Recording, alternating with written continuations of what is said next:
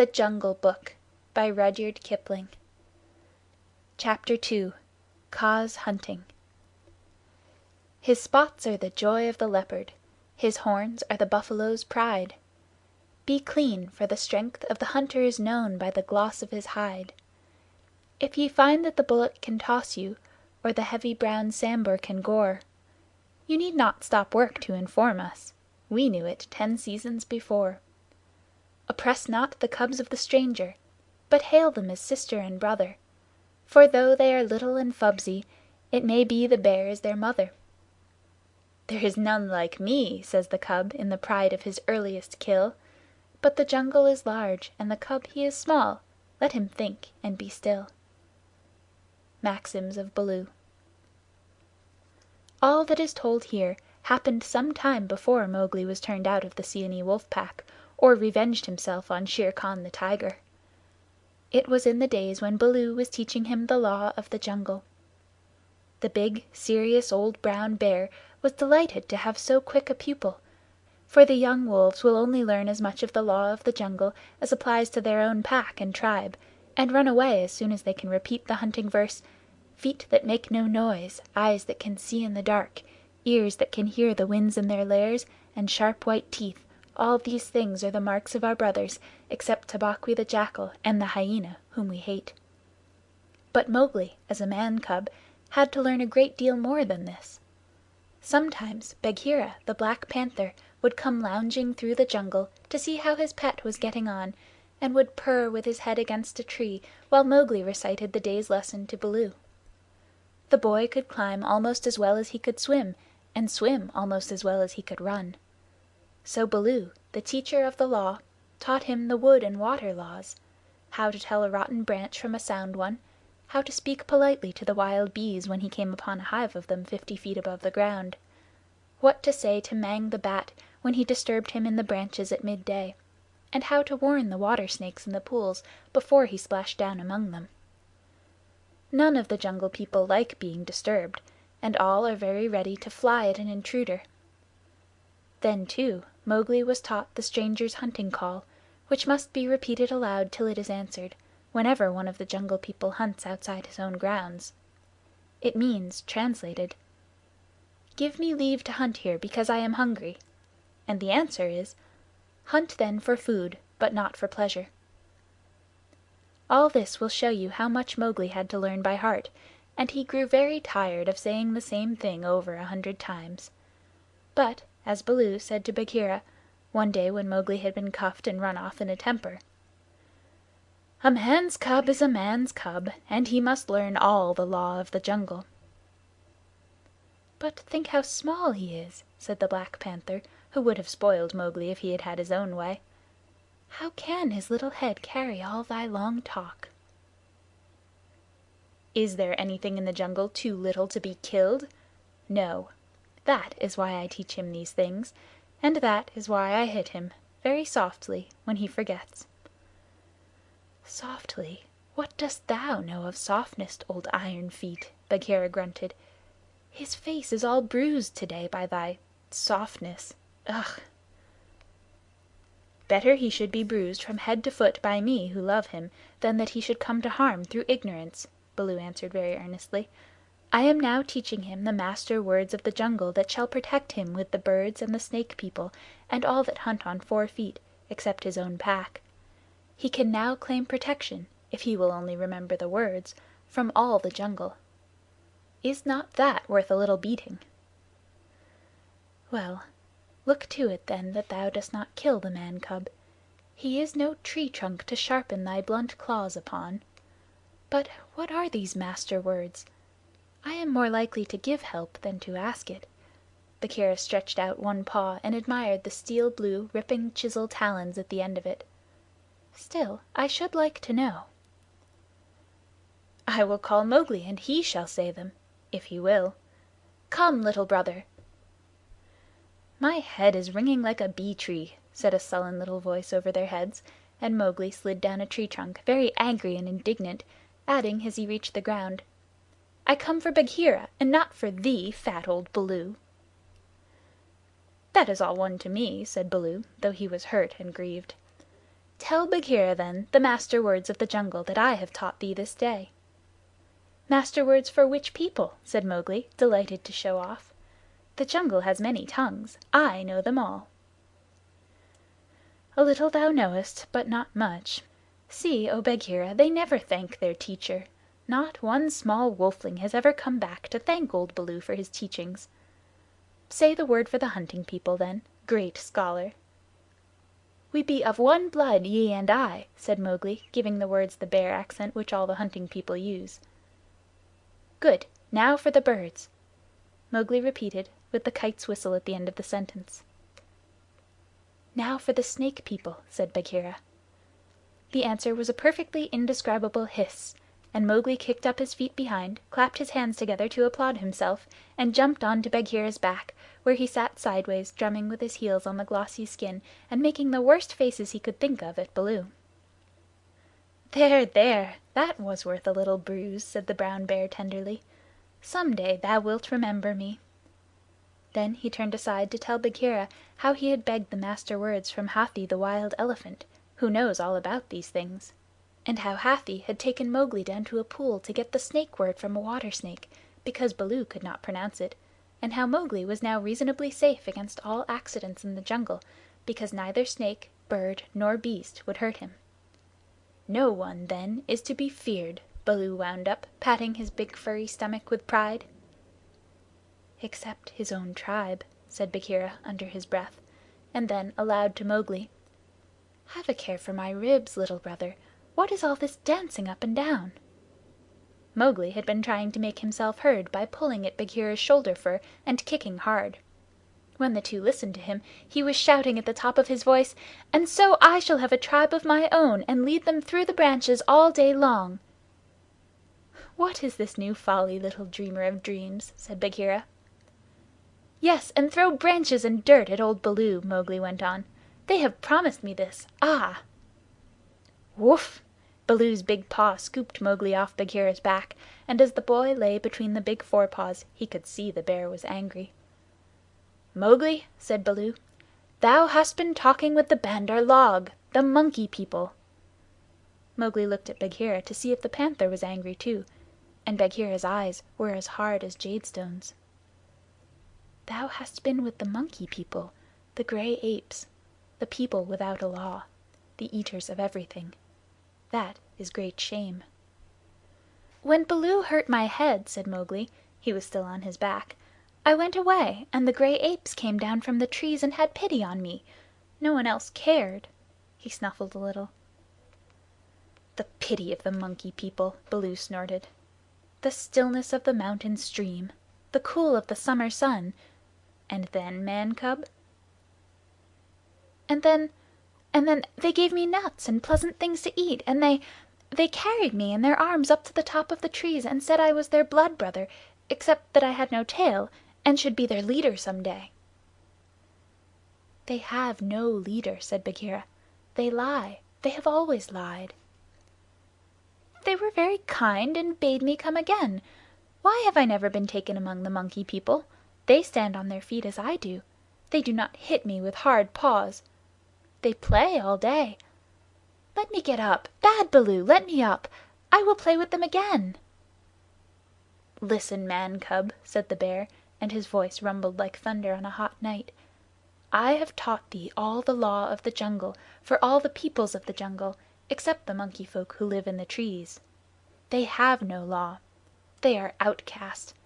They have no speech of their own, but use the stolen words which they overhear when they listen and peep and wait up above in the branches. Their way is not our way. They are without leaders. They have no remembrance.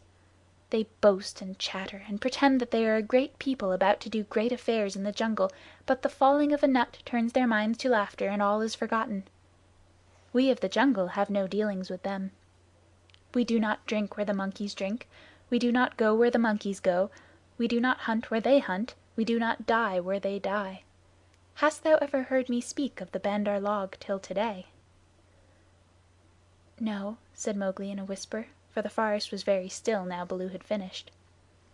"The Jungle People put them out of their mouths and out of their mind. They are very many evil, dirty, shameless, and they desire, if they have any fixed desire, to be noticed by the Jungle People. But we do not notice them, even when they throw nuts and filth on our heads." He had hardly spoken when a shower of nuts and twigs spattered down through the branches, and they could hear coughings and howlings and angry jumpings high up in the air among the thin branches. "The Monkey People are forbidden," said Baloo. "Forbidden to the Jungle People. Remember." "Forbidden," said Bagheera. "But I still think Baloo should have warned thee against them." "I? I? How was I to guess he would play with such dirt? The Monkey People! Faugh!" A fresh shower came down on their heads, and the two trotted away, taking Mowgli with them. What Baloo had said about the monkeys was perfectly true. They belonged to the tree tops, and as beasts very seldom look up, there was no occasion for the monkeys and the Jungle People to cross each other's path. But whenever they found a sick wolf or a wounded tiger or bear, the monkeys would torment him, and would throw sticks and nuts at any beast for fun and in the hope of being noticed. Then they would howl and shriek senseless songs, and invite the Jungle People to climb up their trees and fight them, or would start furious battles over nothing among themselves, and leave the dead monkeys where the Jungle People could see them. They were always just going to have a leader, and laws and customs of their own, but they never did, because their memories would not hold over from day to day, and so they compromised things by making up a saying, "What the Bandar log think now, the Jungle will think later," and that comforted them a great deal. None of the beasts could reach them, but on the other hand none of the beasts would notice them, and that was why they were so pleased when Mowgli came to play with them, and they heard how angry Baloo was.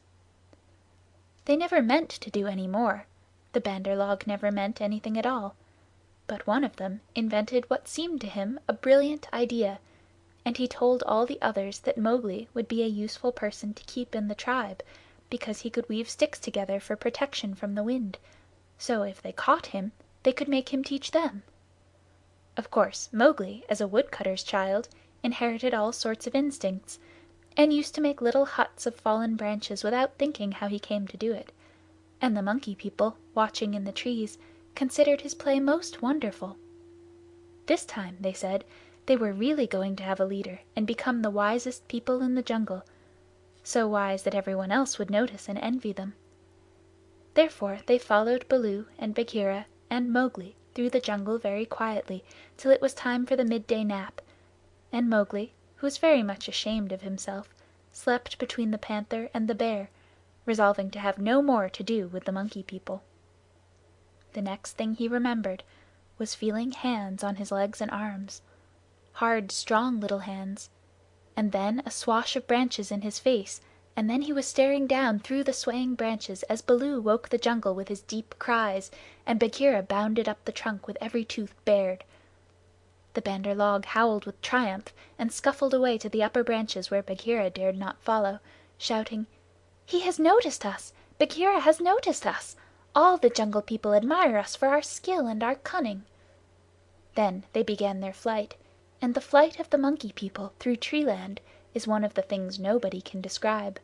They have their regular roads and crossroads, up hills and down hills, all laid out from 50 to 70 or 100 feet above the ground, and by these they can travel even at night if necessary. Two of the strongest monkeys caught Mowgli under the arms and swung off with him through the tree tops, 20 feet at a bound. Had they been alone, they could have gone twice as fast, but the boy's weight held them back. Sick and giddy as Mowgli was, he could not help enjoying the wild rush, though the glimpses of the earth far down below frightened him, and the terrible check and jerk at the end of the swing over nothing but empty air brought his heart between his teeth. His escort would rush him up a tree till he felt the thinnest topmost branches crackle and bend under them, and then with a cough and a whoop would fling themselves into the air, outwards and downwards, and bring up, hanging by their hands or their feet, to the lower limbs of the next tree. Sometimes he could see for miles and miles across the still green jungle, as a man on the top of a mast can see for miles across the sea, and then the branches and leaves would lash him across the face, and he and his two guards would be almost down to earth again. So, bounding and crashing and whooping and yelling, the whole tribe of Bandar log swept along the tree roads with Mowgli their prisoner. For a time he was afraid of being dropped. Then he grew angry, but knew better than to struggle. And then he began to think.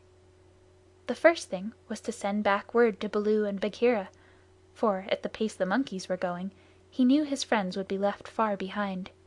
It was useless to look down, for he could only see the top sides of the branches, so he stared upwards and saw, far away in the blue, Chil the kite balancing and wheeling as he kept watch over the jungle, waiting for things to die. Chil saw that the monkeys were carrying something, and dropped a few 100 yards to find out whether their load was good to eat. He whistled with surprise when he saw Mowgli being dragged up to a tree top, and heard him give the kite call for "We be of one blood, thou and I." The waves of the branches closed over the boy, but Chil balanced away to the next tree in time to see the little brown face come back up again. "Mark my trail!" Mowgli shouted. "Tell Baloo of the Seeonee Pack and Bagheera of the Council Rock." "In whose name, brother?"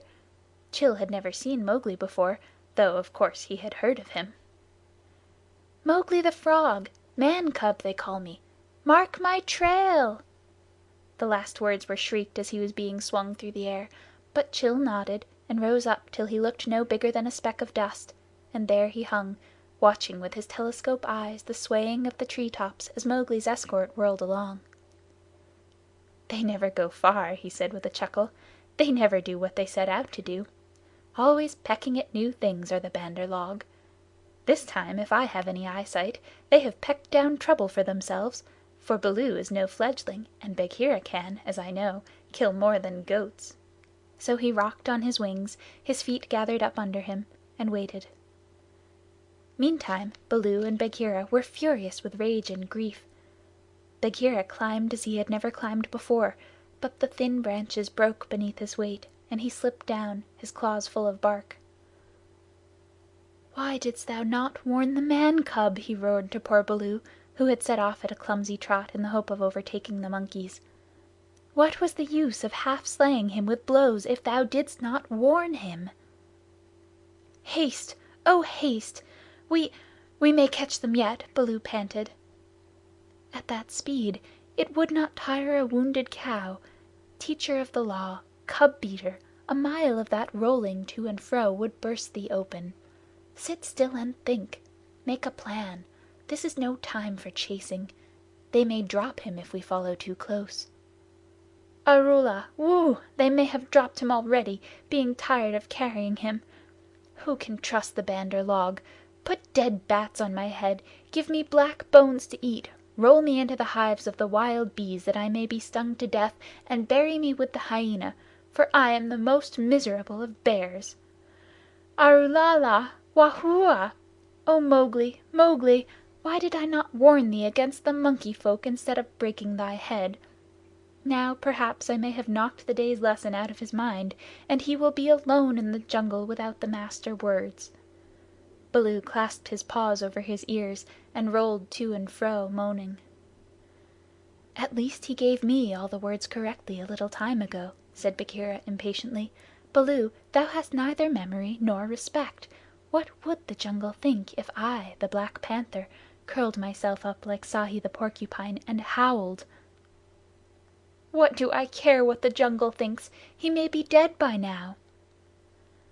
"Unless and until they drop him from the branches in sport, or kill him out of idleness, I have no fear for the man cub.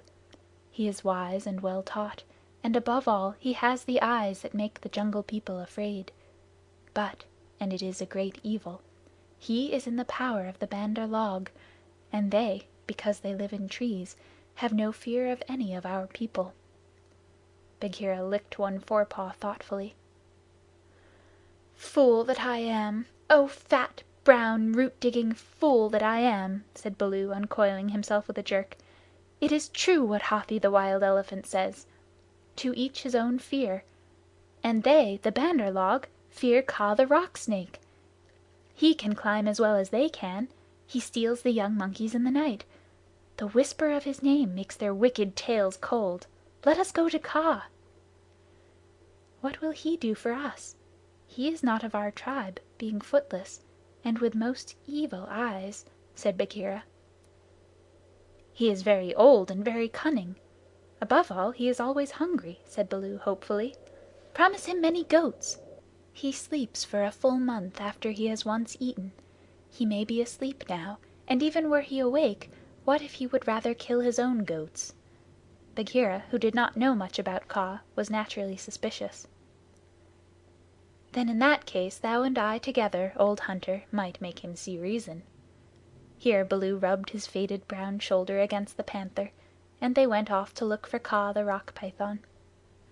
They found him stretched out on a warm ledge in the afternoon sun, admiring his beautiful new coat, for he had been in retirement for the last 10 days, changing his skin, and now he was very splendid, darting his big blunt-nosed head along the ground, and twisting the 30 feet of his body into fantastic knots and curves, and licking his lips as he thought of his dinner to come. "He has not eaten," said Baloo, with a grunt of relief, as soon as he saw the beautifully mottled brown and yellow jacket. "Be careful, Bagheera. He is always a little blind after he has changed his skin, and very quick to strike." Kaa was not a poison snake. In fact, he rather despised the poison snakes as cowards, but his strength lay in his hug, and when he had once lapped his huge coils round anybody, there was no more to be said. "Good hunting!" cried Baloo, sitting up on his haunches. Like all snakes of his breed, Kaa was rather deaf, and did not hear the call at first. Then he curled up ready for any accident, his head lowered. "Good hunting for us all," he answered. "Oho, Baloo! What dost thou do here? Good hunting, Bagheera. One of us at least needs food. Is there any news of game afoot? A doe now, or even a young buck? I am as empty as a dried well." "We are hunting," said Baloo carelessly. He knew that you must not hurry Kaa. He is too big. "Give me permission to come with you," said Kaa. "A blow more or less is nothing to thee, Bagheera or Baloo, but I have to wait and wait for days in a wood path and climb half a night on the mere chance of a young ape. Pshaw! The branches are not what they were when I was young. Rotten twigs and dried boughs are they all." "Maybe thy great weight has something to do with that matter," said Baloo. "I am a fair length," said Kaa with a little pride. "But for all that, it is the fault of this new-grown timber. I came very near to falling on my last hunt, very near indeed, and the noise of my slipping, for my tail was not tight wrapped round the tree, waked the Bandar log, and they called me most evil names." "Footless yellow earthworm," said Bagheera under his whiskers, as though he were trying to remember something. "Sss! Have they ever called me that?" said Kaa. "Something of that kind it was that they shouted to us last moon, but we never noticed them. They will say anything, even that thou had lost all thy teeth, and wilt not face anything bigger than a kid, because they are indeed shameless, these Bandar log because thou art afraid of the he-goat's horns," Bagheera went on sweetly. Now a snake, especially a wary old python like Kaa, very seldom shows that he is angry, but Baloo and Bagheera could see the big swallowing muscles on either side of Kaa's throat ripple and bulge. "The Bandar log have shifted their grounds," he said quietly. "When I came up into the sun today, I heard them whooping among the tree tops." It is the Bandar log that we follow now," said Baloo, but the word stuck in his throat, for that was the first time in his memory that one of the Jungle People had owned to being interested in the doings of the monkeys. "Beyond doubt, then, it is no small thing that it takes 2 such hunters, leaders in their own jungle, I am certain, on the trail of the Bandar log," Kaa replied courteously as he swelled with curiosity.